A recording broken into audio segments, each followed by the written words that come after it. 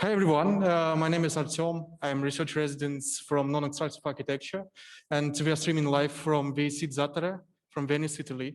And my pleasure today to introduce Indy Johar as a part of our public talk of our public program of Non-Extractive Architecture. Indy is founding director of 00 and Dark Matter Labs. He co-founded Impact Hub Birmingham and Open System Lab.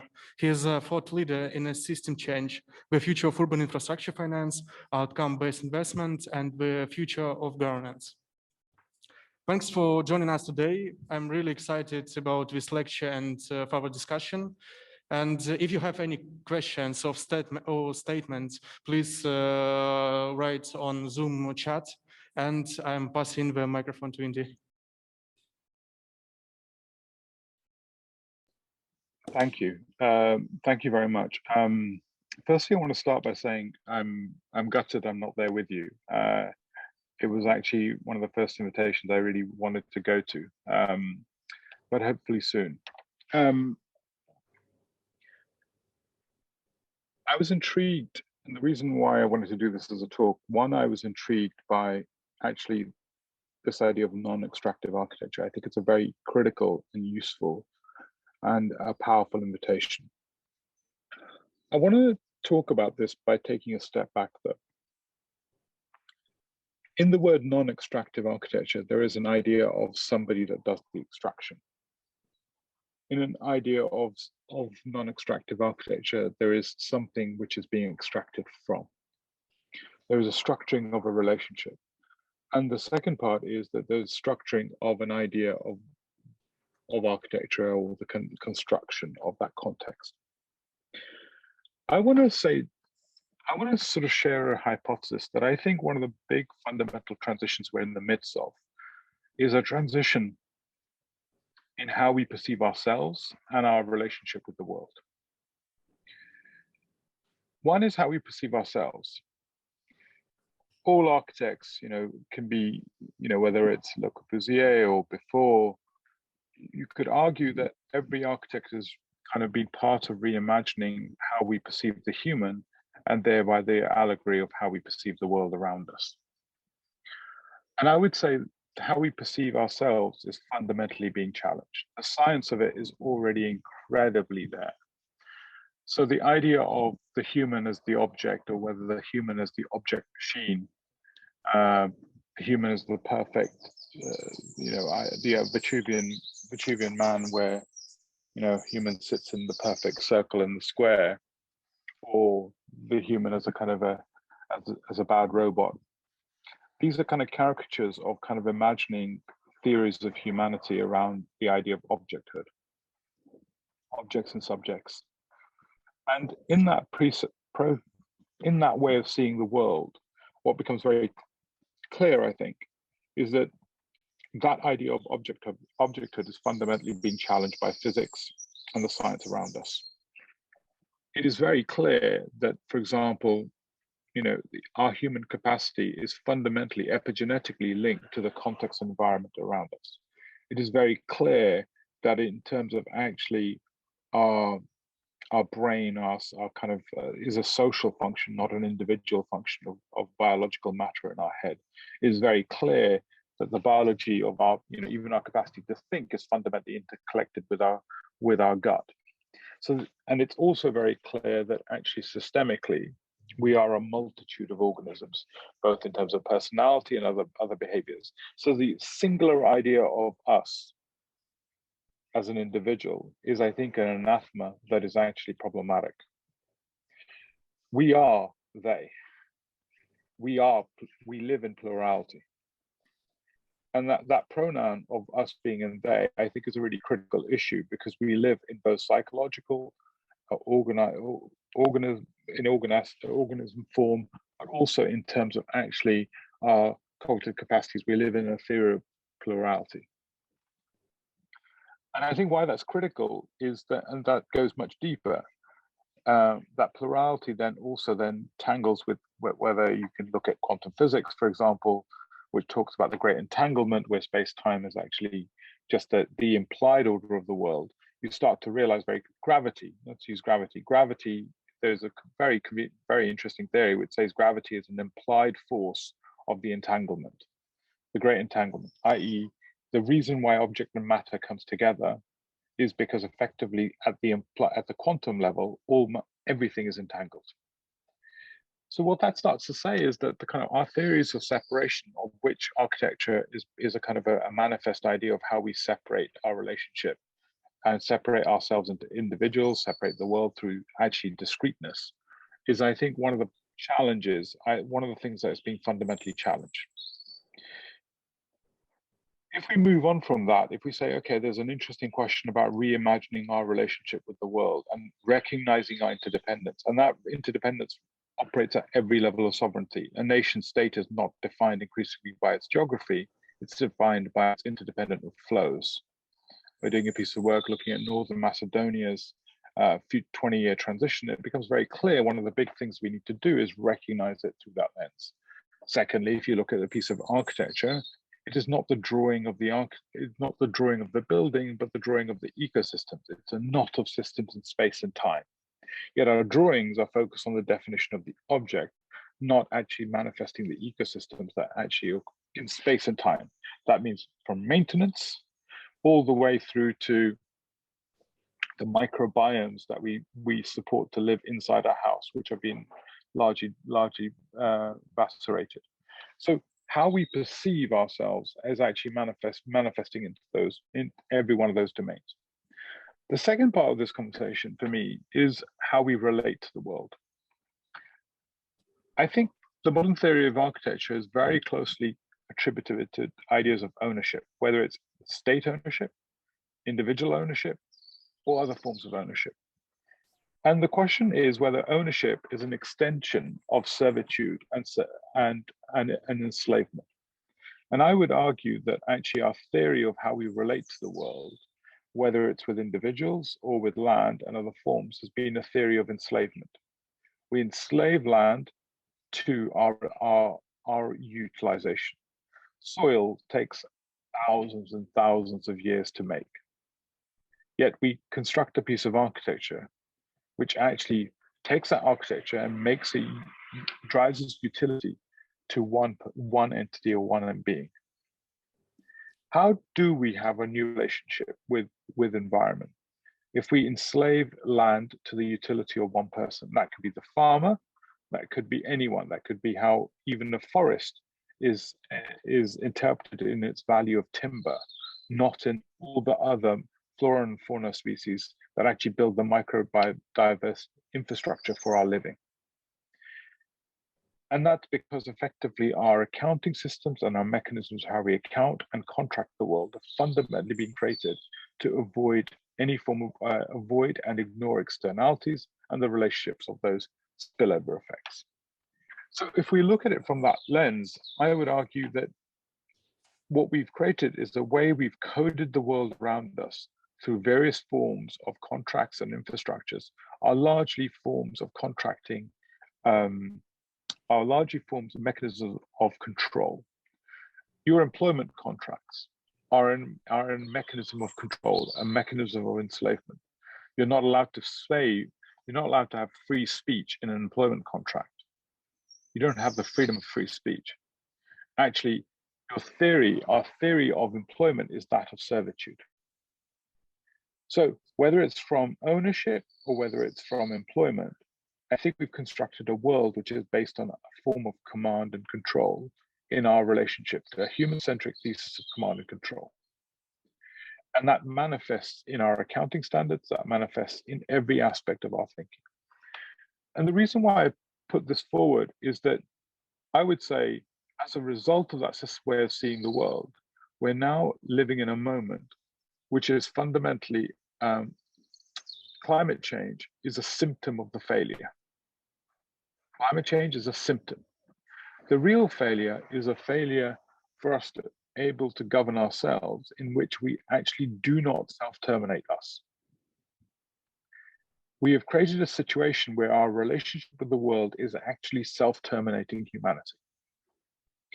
Everything you hear about 1.5 degrees to 1.5 degrees is largely hope. It is our hope that we can do something. all the trends are, we're at 3.5 degrees. That's where we're headed. That's where militaries are making their assessments. That's where investors are making their assessments. Now, at 3.5 degrees, what you have is a future where the global south will have something like about 24 to 25% less wheat production. The global north might just be okay. You'll have heat waves which will kill millions of people in very short periods.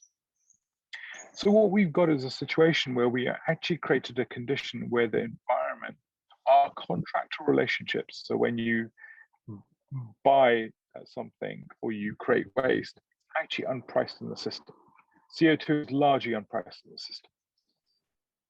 And that means that we are creating this framework of self-termination. So when we talk about architecture, I think what I would like to talk about is reimagining those relationships with the world. And those relationships even with architecture and the kind of object formed. Is it the reason why, for example, and this is kind of so buried in our history, is that the reason why architects have historically been a professional or learned society and had to take responsibility for the public good. Historically, as a public professional, the reason why you're a professional, not a consultant, is a professional has to take liability for the public good, indifferent to who pays them. And the reason is architecture and its impacts outstrip the business model which creates it. So the business model that creates architecture, the architecture itself and its ecological effects, space-time ecological effects, are significantly larger than the financial model that engineers it. And it's virtually impossible to regulate from a centralized perspective all those ecological possibilities and biases and invisible biases that can be constructed. So if we want to think about architecture as a distributed kind of not of public value, which it is because it outlasts the single utility of the person that designed it, we have to reimagine our theory of governance that actually constructs architecture. And currently, I would argue that our theory of governance of architecture is limited largely to the form of architecture, not the not the knot of systems that it generates and looks after. And that's becoming very clear in many aspects. And I think that's a really critical issue. So overarching, in a kind of overarching sense, the conversation, and I won't speak for that much longer, but what I want to say is that actually the idea of being in an extractive world, I think we've constructed a world and an account, a way we see the world, the way we understand ownership, our relationship to the world is fundamentally based on transaction and extraction. And it is not based on care. It is not based on deep care, understanding the deep value in that process. It's based on single utility abstract utilization. And that's part of actually how we understand ourselves as abstracted objects from nature. If you see humans as distinct from nature, I think one of the big cultural problems that we've had is the image of the astronaut in a spacesuit as being this idea of the future is deeply problematic, because it starts to understand humans as being isolated from nature. In reality, we are like a wave on a sea, and the sea is nature. We are just a form of nature itself, and our interdependence is fundamental. If you look at any of the research that looking at space, one of the biggest challenges we face is by making ourselves separated from the microbiomes and the kind of microbiome densities around us, it becomes very difficult for humans to survive. We are fundamentally ingrained and interwoven with nature. And you know this in your DNA. You've got, in all of our DNA, we've got the DNA of plants, animals inside us as part of our DNA. And that's not just a conceptual philosophical frame. That philosophical frame needs to now manifest in how we see the world and construct our reality in the world. That is an evolution. And I think this evolution is really critical, and it manifests in, and it needs to manifest in actually the structuring of how we own and operate in the world. So we're doing lots of projects right now, looking at many of these things. So how does an urban forest own itself? How does it become self-sovereign? We're seeing things around the world, whether it's in New Zealand, where a river was made self-sovereign, or bare forest in New Zealand, in Canada. We're seeing people starting to recognize that we have to create a new type of relationship with the world, which is not about us being in control of the world, but us being in treaty with the world. And that structuring of relationship has to be fundamental, and we have to create the context for doing that. And that requires us to create the social neurological context for all of us to move away from the violence of transactions and extractions. And why is that critical? That the time, imagine the challenge of actually caring. You can't pay people to care. What you can do is create the conditions for people to be kind and to have care and to give care. You can't, you can pay people for their time, but you definitely can't pay people to care. So the context of actually us creating a new context for us to care and to be interdependent with the world is about creating a new type of idea of the world, which isn't about extrinsic ideas of control, but actually building the intrinsic capabilities to be in kind and care with the world. And that requires a new form of context making, which isn't about optimizing. Everything we have around us, all our economic model, is largely constructed through a theory of how do I make you precarious? And then how do I make you instrumentalizable? If you're precarious, then you can be controlled by your wage owner, the people that pay you. If you have what's traditionally called fuck you money, which is kind of a really good phrase, actually what's really interesting is you have freedom. How do we create context for freedom, and in a deep sense, and then support intrinsic models of how we organize? And that, I think, is both an economic revolution and a social revolution, which is critical for an age of automation. In an age where actually the ideas of humans doing robotic work becomes increasingly devalued and surpassed by robots and machines and automation mechanism, machine learning and other capabilities which outstrip our capabilities, the idea of being human becomes much more valuable. And the idea of being human, I would have proposed, is about this idea of relationality, deep relationality, care, creativity, complex cognition in those environments. And that is a new relationship between ourselves, the machine world, and our ecological world. And these things have to be reimagined in an integrated sense. And that requires us to operate and reimagine the idea of sovereignty and being in a relationship in that sovereignty.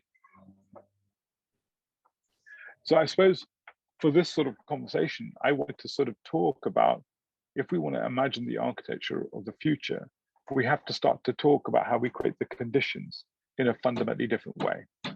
And those conditions are generated by how we create the social conditions, how we create the economic conditions, but how we re-understand ourselves and our relationships in those worlds in a deep sense. And that's where I suppose I really want to focus. I think the non-extractive architecture will only be created if we create an economy and a society which is built on actually deep care. And that requires us to reframe ourselves as individuals and our relationship to the world, and then the contractual infrastructure with every one of those relationships. And every one of those things will move the world one by one. So that's, I suppose, where I wanted to make a contribution, that I think it is in those reconfigurations, those institutional reconfigurations, that we open up new opportunities. So maybe from here we can go into some form of discussion and question as a group. I think it'd be fun, but that was my gentle provocation.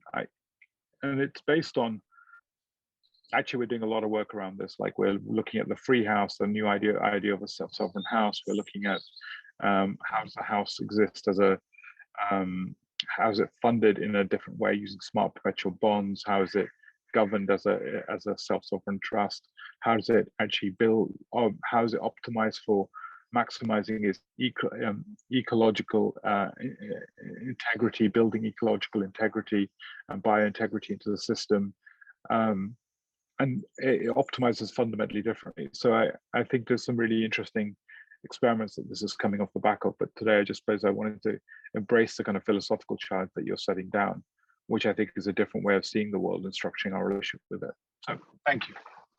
Yeah, thank you.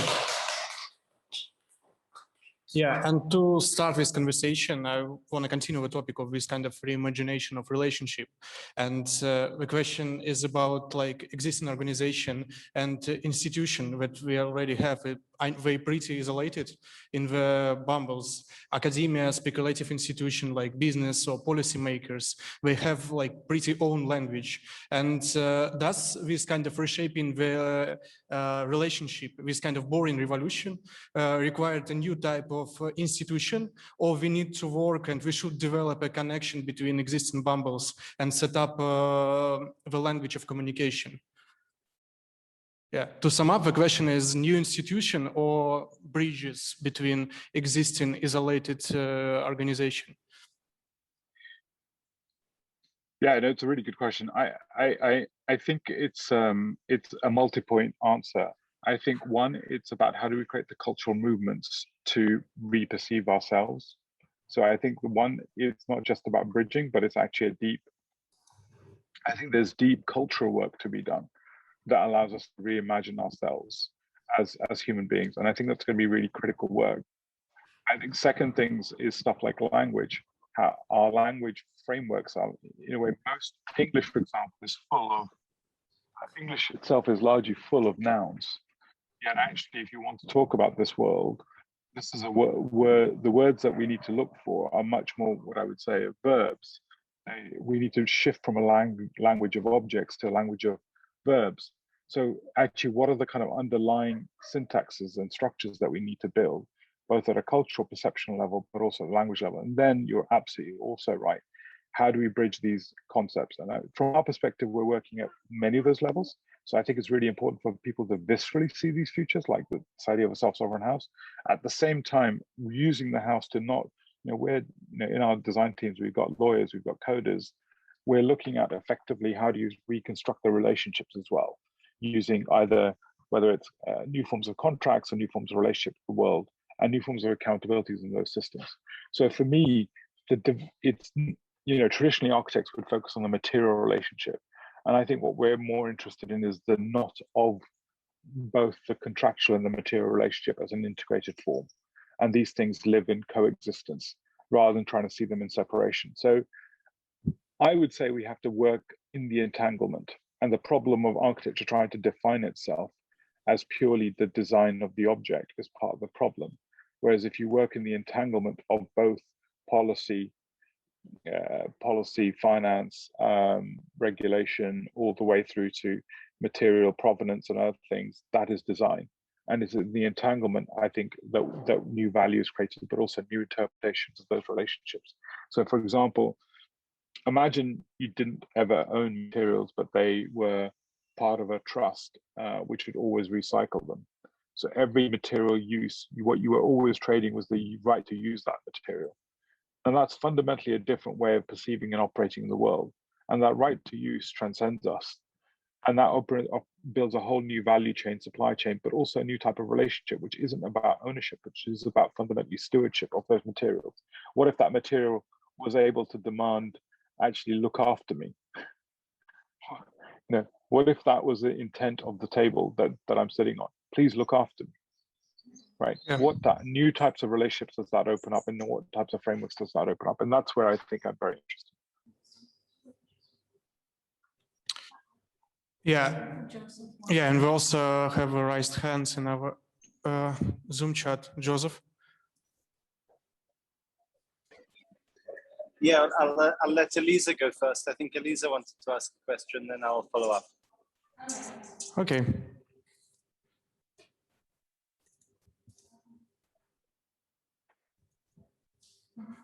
Hello, Elisa. Hi, hello.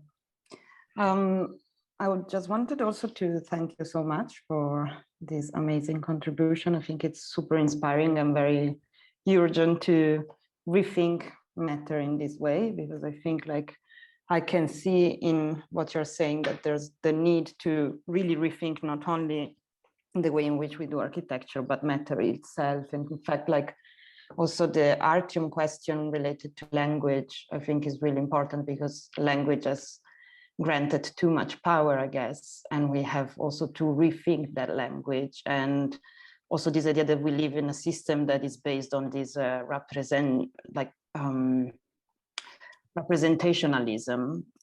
And I wanted to know what's your take on like this idea of having the control and represent things in a way that is sometimes dominant. And I wanted to understand, like, how do you think we could go against this representationalism? And as Karen Barad used to say also about like her theory on agentia realism. I don't know if you're familiar with that, but this idea of rethinking matter in a way that is not.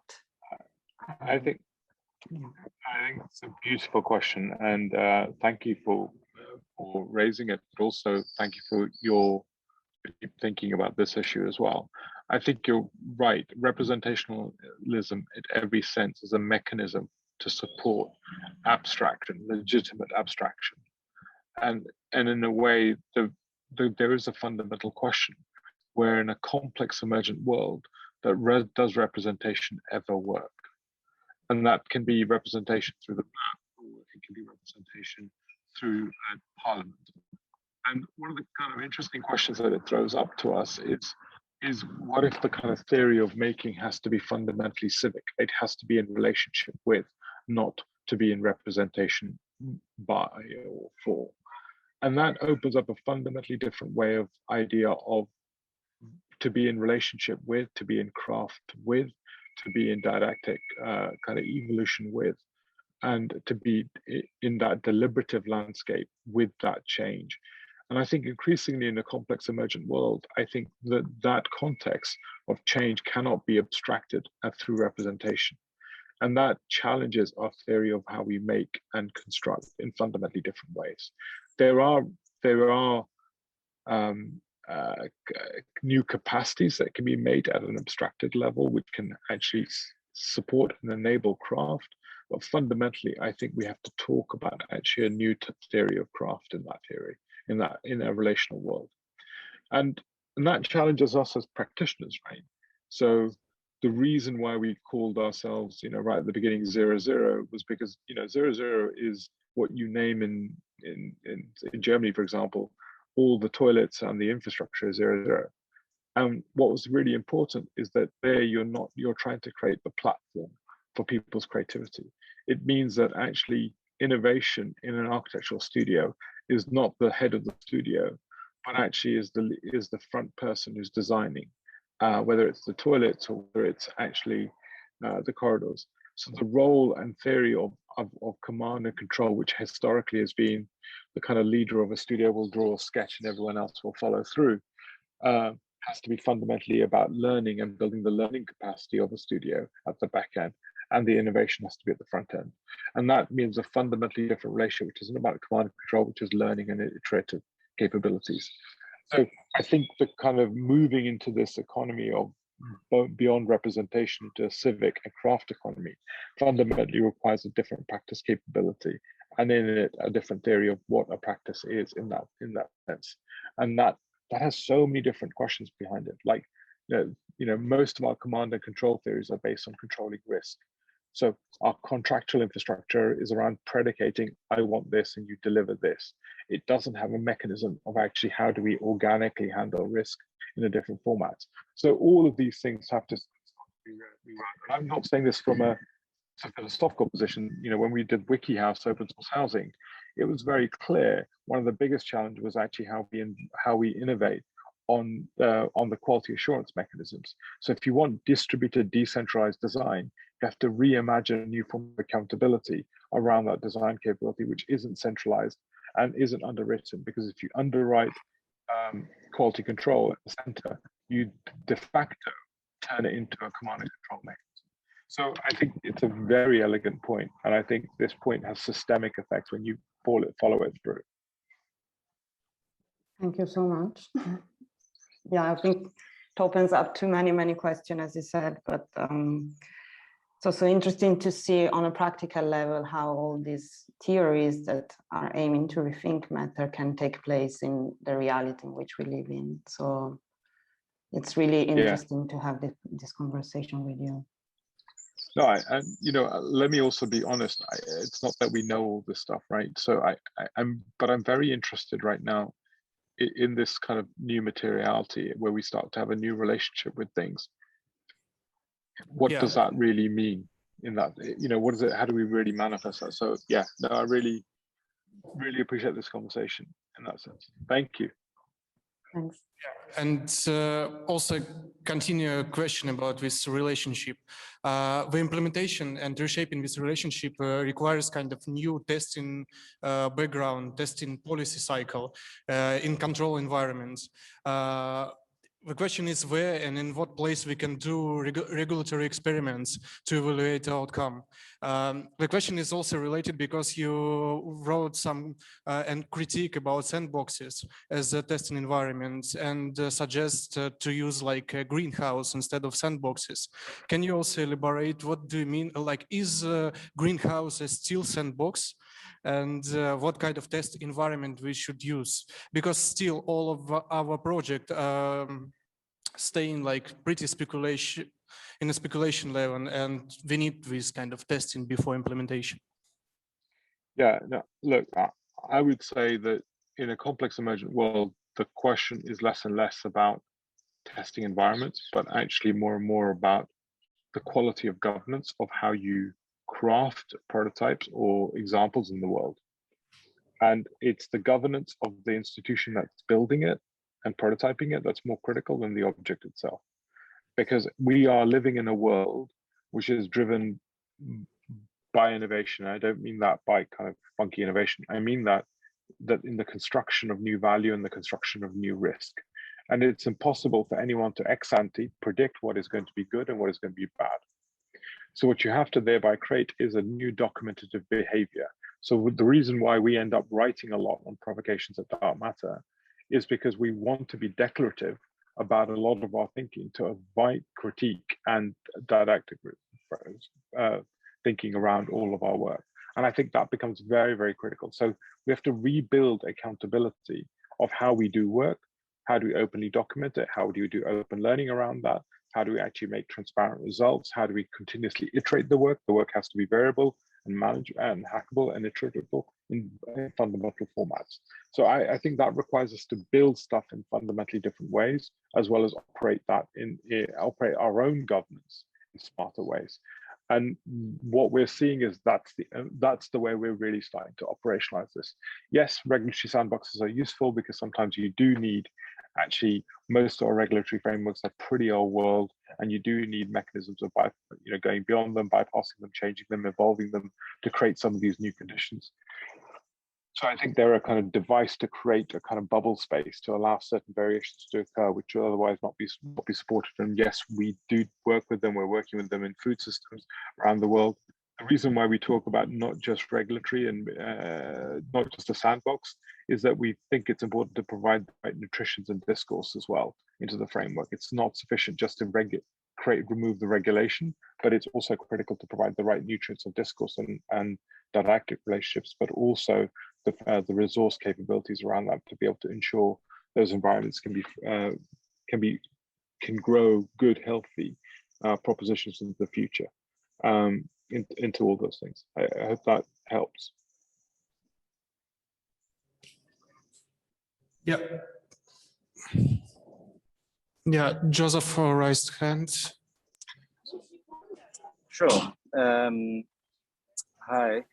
Hi, Indy. So thank you, first of all, for this very rich and nuanced reflection. And I think that the points that you raise around the need for a new paradigm, or that non-extractivity really goes to the kind of the root of what we understand as architecture, is really something that I think is at the basis of this whole project. Like the trying to raise the possibility that maybe we, in order to address the questions, the topics, the challenges that we're really facing, we're going to have to go a lot deeper than the very superficial discourse that typically permeates architecture around sustainability and environmentalism and so on. And of course, a very important part of this is technology. And so a lot of the references that you made, also this kind of idea of a new form of, I guess, what you were saying about the kind of the idea of the contract as a means of establishing a new form of relationship. I think I can kind of reading between the lines, knowing your work, I'm kind of reading into that a lot of the sort of the possibilities that are being speculated on at this particular moment in history around decentralized finance and smart contracts and all of that. And I think that that's super interesting, and it's something that I think we would it would be really interesting somehow to explore in this project also how that can mean, how that can kind of provide an avenue of development for a different idea of architecture. However, I wanted to be a little bit also in this case almost more as a sort of a form of personal curiosity, a bit devil's advocate, and to kind of question my own sort of reliance and belief on technology and innovation as a way out of a lot of the problems we have in front of us, and to kind of raise the question of how we escape from the possibility of these amazing ideas and amazing sort of possibilities that technology lends to us, becoming simply a reinforcement of an existing order and existing inequalities and existing power imbalances that you also referenced. I'll give you one example of that. The kind of the emergence over the last 10, 15 years of the social network as a way of, to quote Mark Zuckerberg, bringing people closer together. And that obviously kind of inside of that very sort of innocent and apparently altruistic narrative is, as we all know, in fact, a business model which relies largely on the monetization of its users. And within that, of course, there's also a kind of a reinforcement of certain power structures, of social structures, and so on. And so I wanted to ask you, how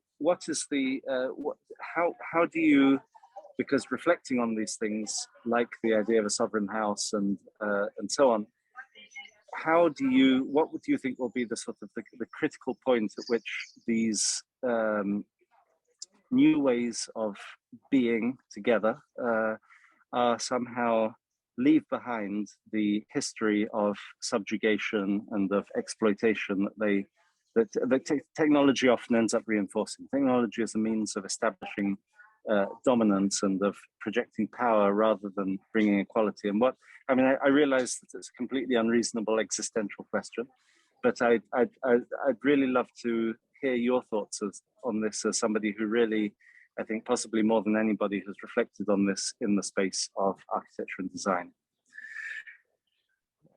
Joseph, you're far too kind. I suppose my first thing I try to do is what I've tried to do is become oblique slightly on the kind of theory. I often don't talk about technology per se, and the reason is that I think technology sometimes actually consumes or is consumed by a very particular theory of how we build technology, venture capital and other formats. Whereas actually, if we look at, I would say the contract is a theory of bureaucracy, and the contract as it's been designed has constructed and predicated an idea of a relationship between two people, a contract between people.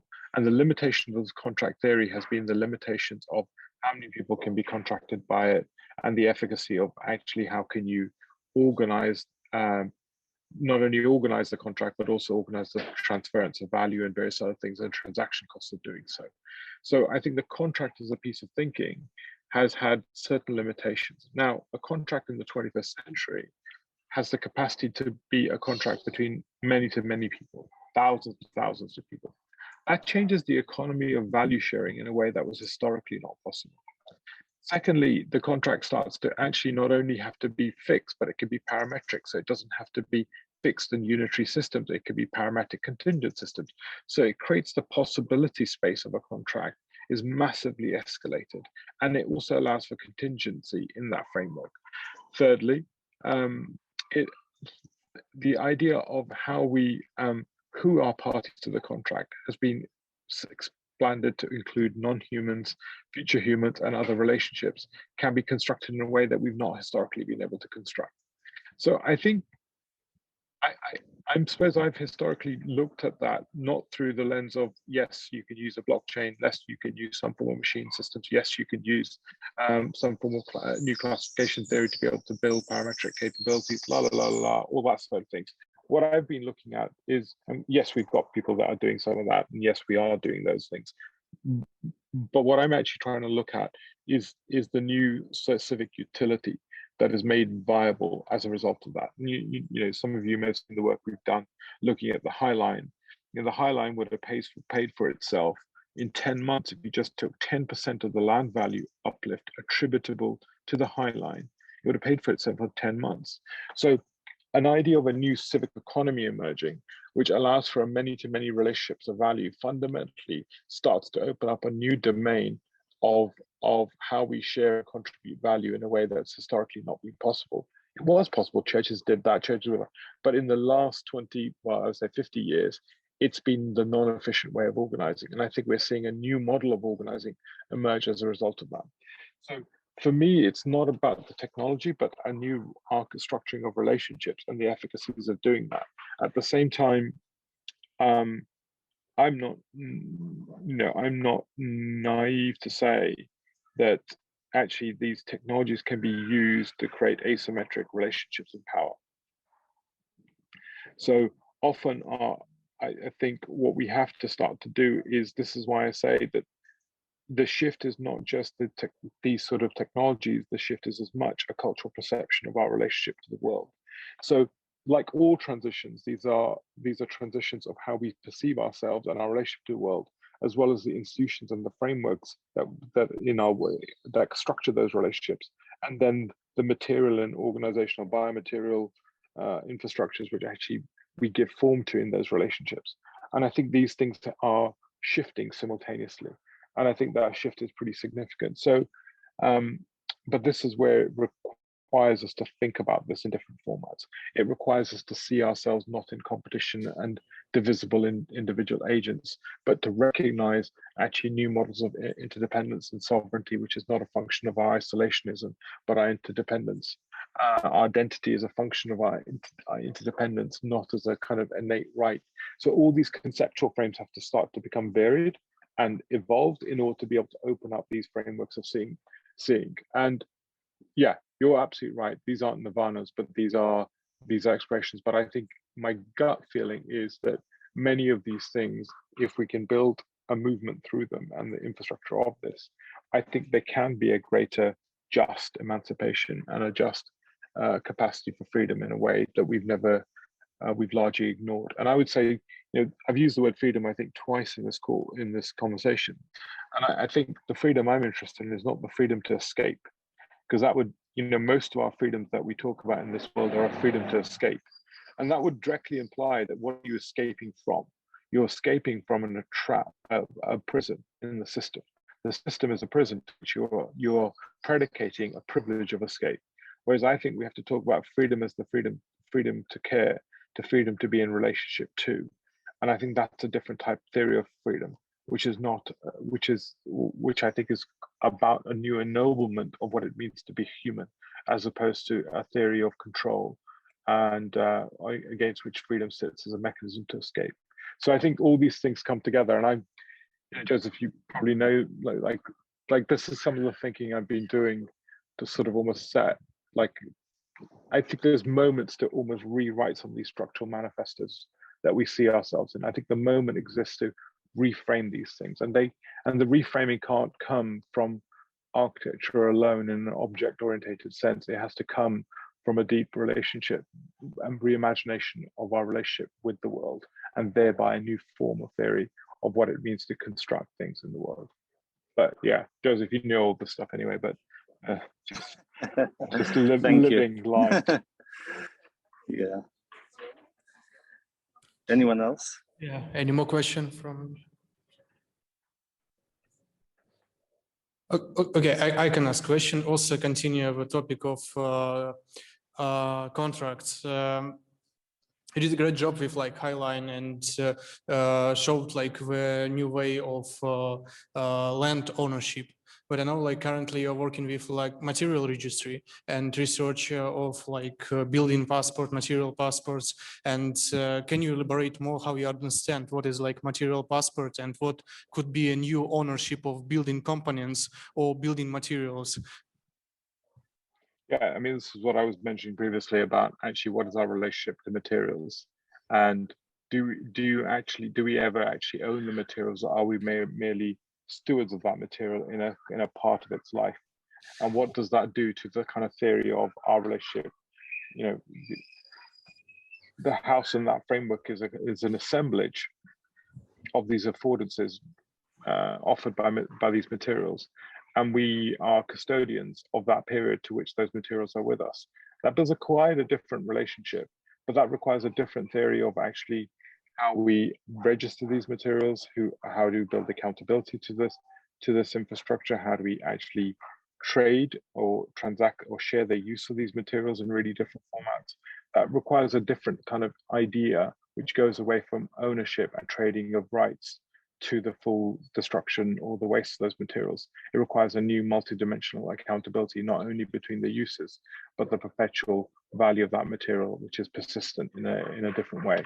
So those are some of those institutional infrastructures that were being built, and they require building these sort of registries which are open and unlimited in a sense, because the loops you can't predict when those loops will close or how they'll close, and you don't want them owned by a single monopoly or a single industry, because that would create new monopoly power into that single corporation. So how do you create these new civic registries, which become really critical? And the same, I think, applies to governments. I don't think materials should be controlled by governments, because it creates too much monopoly power in theory of governments. And this is where I think we're seeing the birth of a radical civics as a mechanism of organizing our material social mechanisms of development at a fundamental level. So yeah, that's where we're going with many of these things. Thank you. Okay? Yeah. Thank you. Thank you. Yeah. The last question. Sure. The last question is about like the speed. I'm really curious, like what do you mean by boring? Like, does boring revolution mean slow? Let me to elaborate. Like we adding some kind of digital tools. We creating like a smart contract for existing like regulatory system. For instance, like we support also smart spatial development framework with like data. We using like GIS system in zoning, but the nature of this regulatory apparatus staying the same. Upgraded, but still the nature of this apparatus the same. Do you think that the journey to the new regulation should be radical and fast, or the boring revolution means that we can upgrade it, the kind of existing bureaucracy, and it should change and reshape slowly and in a boring way? Yeah, I suppose, I mean, the term boring comes from an idea that too often the world that I was in, certainly in 2015, the only thing people were interested in was the new gadget. You know, could you bring a new gadget, new iPhone, right? And or the fancy building which looks extraordinary. Now, what people were less interested in was I would say, form follows contract. Form follows not function, but contract. And it's a contractual infrastructure which generates it. So the things that we all thought were boring, that nobody really wanted to do, we'd get the administrators to do. Those were the things that are actually informing everything that we construct around us.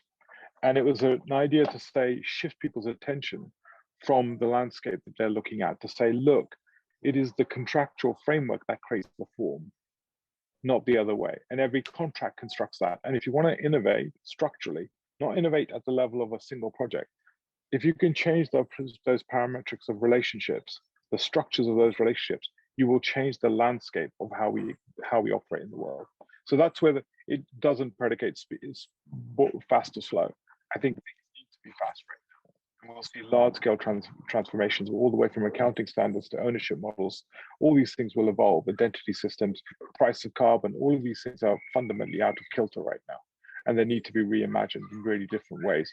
Markets themselves are just price discovery mechanisms. So how do you do markets? How do you do price discovery in hyper-particular personalized systems of value? There is no price discovery that works like that. So we have to reinvent price discovery in a fundamentally different way, which is just and fair in that system. So I think there's loads of work that sits behind this, which I think is really critical. So yeah, it's not fast or slow, but actually just getting our attention to look at those things that are non-obvious. Yeah, I see. Yeah, I just was curious, should we do radical totally, or we can do a small step and upgrade existing? Both. I would say both. Both. The radical lets you imagine things which are really important to imagine. I think we have a deficit of imagination. You know, I don't know. I mean, I would say we have a deficit of imagination compared to the scale of problems that we face. And I think go radical as well as go incremental, because we'll need both. Yeah. Thank you. Cool. Thank you very much. Pleasure. Yeah. Yeah. Thank you for the time. Pleasure.